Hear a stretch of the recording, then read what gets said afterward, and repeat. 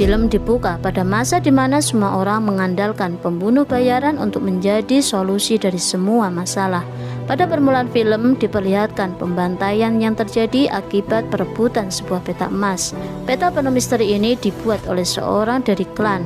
Namun seusainya peta emas tersebut selesai dibuat, klan itu dibantai oleh sekelompok pasukan misterius dan hanya menyisakan satu bocah yang akhirnya ditemukan oleh seorang kakek tua. Ia pun membawa bocah itu ke perkumpulan organisasi lembah hantu, sebuah organisasi untuk menjadi pembunuh bayaran. Anak tersebut bernama Yuan. Dikala ia tumbuh dewasa, ia harus kehilangan sebelah tangannya karena melindungi lembah hantu saat berperang. Pimpinan lembah hantu yang bernama Topeng Emas menghadiahkan dia sebuah tangan mekanik yang dinamai tangan Ashura. Kemudian scene berpindah ke kerajaan Mulberry Timur. Terlihat para tetua sedang berkumpul di suatu ruangan dan berdiskusi dengan raja yang bernama Cesang. Terdengar kabar bahwa peta emas yang hilang telah berhasil ditemukan oleh seorang komandan perbatasan. Sayangnya komandan itu menolak untuk memberikannya ke pihak kerajaan.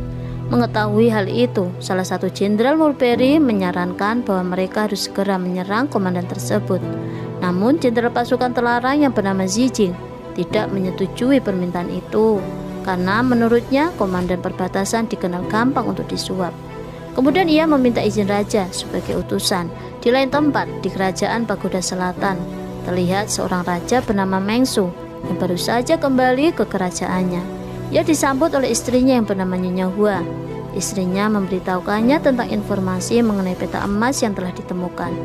Tidak hanya itu, ia juga mengetahui kalau Raja Cesang sudah mengutus Zijing untuk mengambil peta emas di perbatasan. Ia berjanji akan memberikan peta emas itu pada Mengsu. Scene kembali beralih di lembah hantu. Seorang pangeran bernama Rui datang untuk memberikan perintah pada Topeng Emas untuk membunuh bawahannya sendiri yang bernama Zijing. Tujuannya agar Topeng Emas dapat merampas peta emas yang dimiliki oleh komandan perbatasan yang lalu akan diberikan kepadanya. Mendengar itu, Topeng Emas hanya bisa terdiam beberapa saat. Di lembah hantu diperlihatkan Guru Yuan, salah satu komandan lembah hantu, datang untuk meminta agar ia dijadikan utusan misi merebut tanpa melibatkan Yuan. Karena mereka tahu benar karena peta emas itulah klannya telah dibinasakan. Mendengar hal itu, Topeng Emas meminta waktu berpikir siapa yang akan ia utus menyelesaikan misi ini. Hasil pemikirannya akan ia ungkapkan di hari Festival Naga.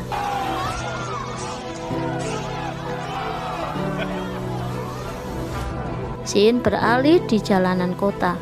Terlihat Yuan sedang berjalan dengan